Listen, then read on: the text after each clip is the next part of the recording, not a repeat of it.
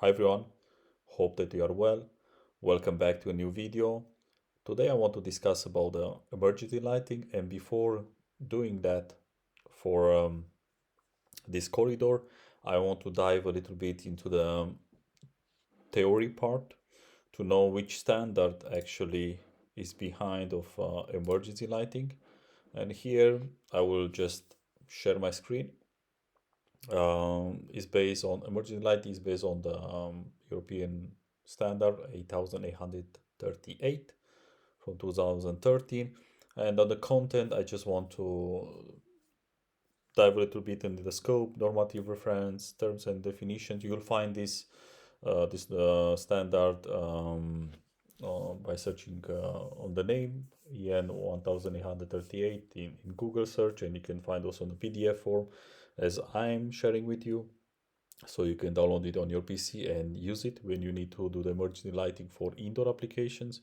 And then you can see the emergency escape lighting for each type of which type of emergency lighting we're talking here. We talk about the escape routes, open area lighting, high risk task area lighting, and standby lighting. And then of course you get a lot of safety signs, general what safety signal includes, and all the information that you need to know about the emergency lighting. I will not dive page by page just to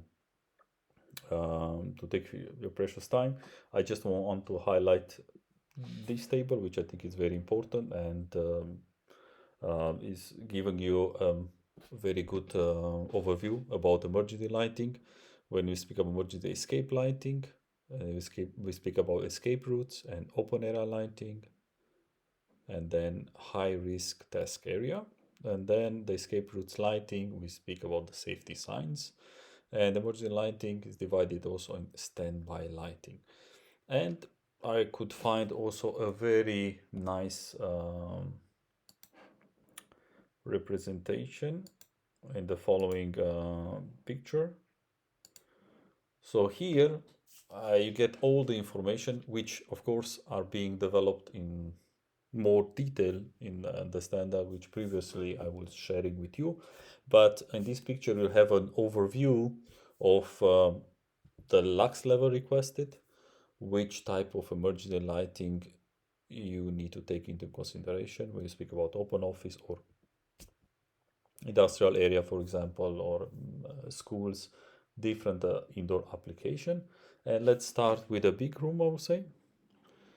On from the top here we have the exit sign, which it needs to have 1 lux.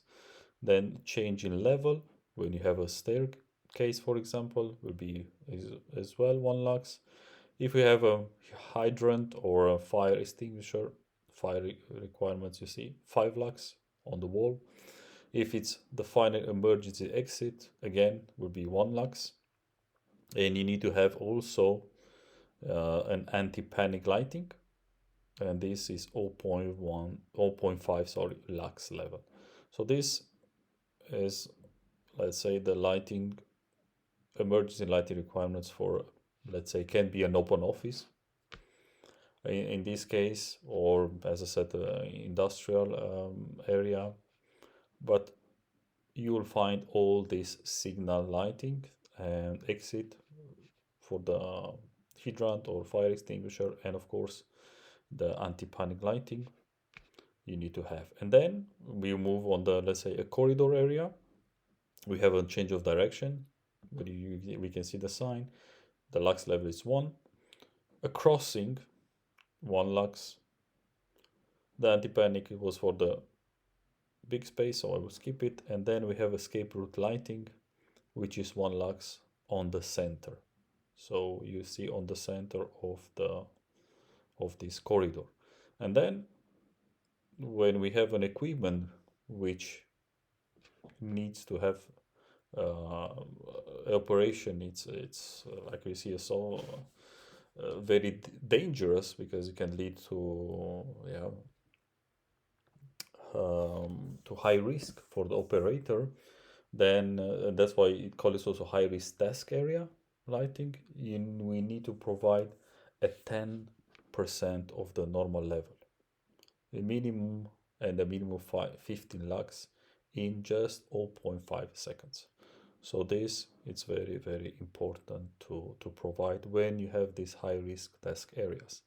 And then we move on the last point, lighting of final emergency exit. We need to have 1 lux level. So I hope that all this information and this picture gives you a better understanding of emergency lighting, a better understanding of the lux level that we need to provide, and especially on which area we need to focus and measure the lux level when we talk about the emergency lighting. And as I said in beginning of this video, in my next video we will do together with the help of Dialux, of course, software, emergency lighting for this corridor.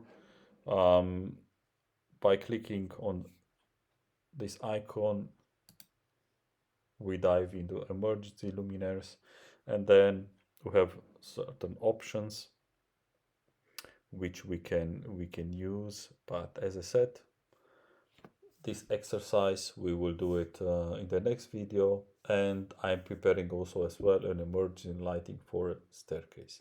So I hope that this information you find useful. If you do not subscribe to my YouTube channel, please do so, it will help me. And as well, give a like if you find this video useful.